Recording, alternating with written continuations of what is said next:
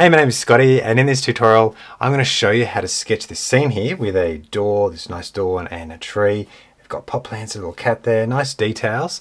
I'm going to show you how to sketch that step by step using my loose ink and watercolor sketching technique.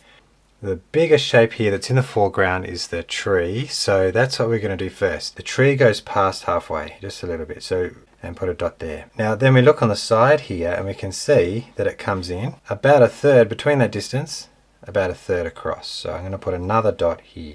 Just random and making it up. We're pretending we're going around little leaves here, making the size. And you could do this really fast, or you could do this slow.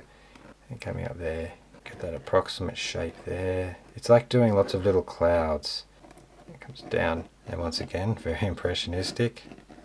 And then we're coming around down a little bit from that point, and then back up. Now this is just by eye. I'm going to look in the middle of the tree and I'm going to put two dots there and then come across and then give it some thickness. That shape, so just concentrate on those shapes. So I'm coming off the side, so there's an angle going down here, then up. More flowers, and going out and then into the middle. Can add some texture. Next thing I'm going to do is the door.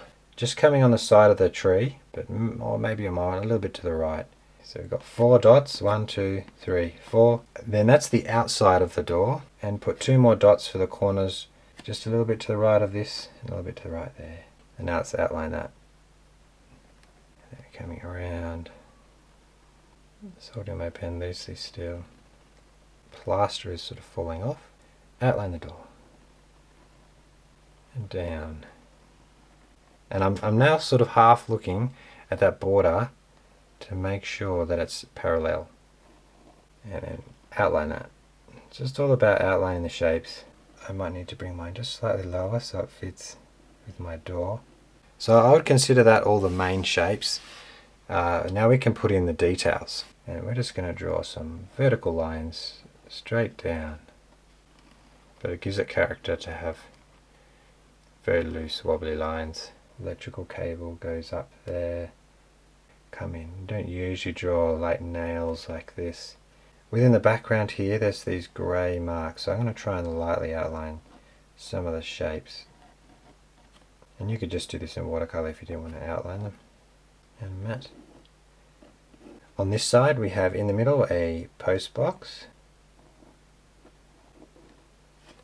And you can draw a rectangle. It's about there.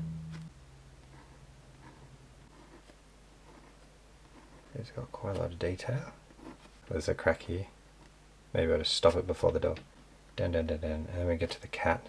Arching back, 2 little ears, and then a circle on the front. We can add the eyes actually, just the eyes. Gap between the 2 windows.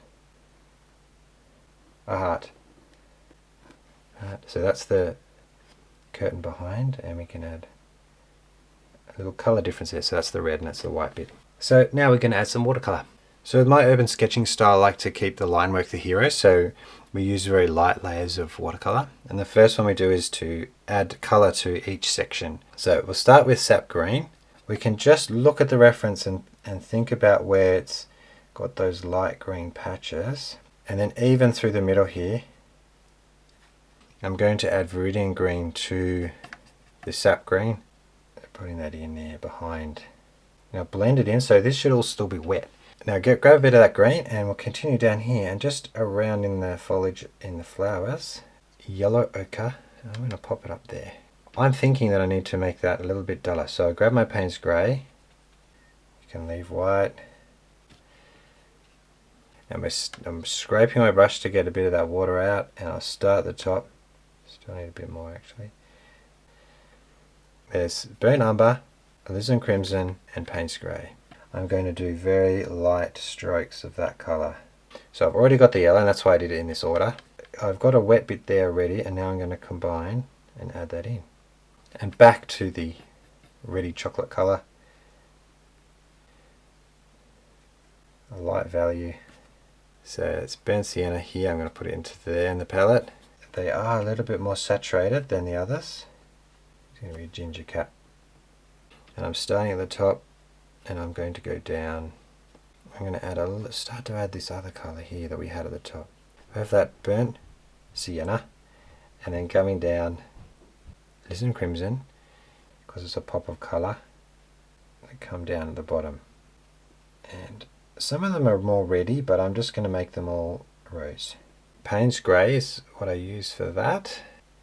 Good value there, so that's quite dark, this little bit. Just this here, the base of there. See those really nice features of that wall there that's worn away. But I'm going to use ultramarine and then add in some permanent rose. And as you go around, you can add some dots to show the dappled light. Even though it's not on the reference, I think that that is a nice touch that we can add. So trying to get in the gaps. We left a bit of gaps there. This here, in there, on the right hand side. Now just some of the darker areas in the tree, so just give it that contrast. See around this area here it's darker. Yeah, there is quite a few dark bits there. So I've got more saturation there. And just there on the corners. But I'm going to put some darker dots there. So now I have my Uniball Signo pen, but you can use any white pen that you have. Let's just go through and add a few highlights around where the leaves would be. So I'm just going to add some little bits that can shine again through those dark areas. Through there, maybe on the edges there too. Then on the door frame, I'm going to put some highlights just on the top. A few dots through there too. Interest, maybe on the wall. So that's how I sketched this scene in ink and watercolor. Hope you enjoyed the process. If you want to follow along step by step, it's a lot easier with the full tutorial. That's over on my Patreon membership, and so you can join there. You can see the full tutorial. You also get to download the high-res reference so you can sketch much more easily. And then when you finish, you can post your sketch on the community. Really lovely, warm, friendly community. You can be part of that and see what everyone else is doing, and I can see it there, and you can ask me a question. I've also got a beginner fundamentals, and I've got a whole library full of tutorials that I've been working on over the last few years, so you can grab them as well there as part of the membership. Otherwise, there's another tutorial right here on YouTube. Thank you so much for watching, and I'll see you in the next one.